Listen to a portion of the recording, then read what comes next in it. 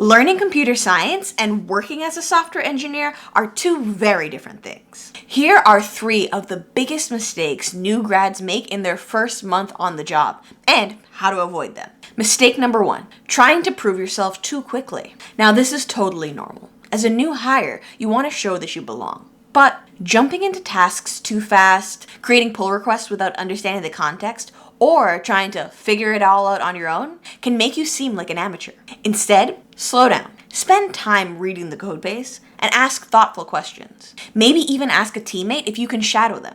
Trust is built through communication, not speed. Mistake number 2, staying silent when you're stuck. This is one of the biggest things I see with new engineers. They've hit a bug, spent hours trying to fix it, and can't get unstuck. But rather than reaching out for help, they've remained silent. And no one knows what they're working on or why it's taking them so long to finish their tasks. Instead, if you've worked on a bug or find yourself stuck for more than 30 to 60 minutes and still feel lost, speak up. Drop a message in Slack, mention it in stand-up, or ask a teammate for 5 minutes to pair. The benefit of being a new hire is that no one expects you to know everything on day 1. But asking for help will go a long way to show them that you're serious about becoming an expert of the code base. Mistake number 3, ignoring the parts of the job that aren't just coding. Working as a software engineer involves writing a lot of code. But that's not all there is to it. You're also expected to attend meetings, write good documentation, review pull requests from your teammates, and communicate well.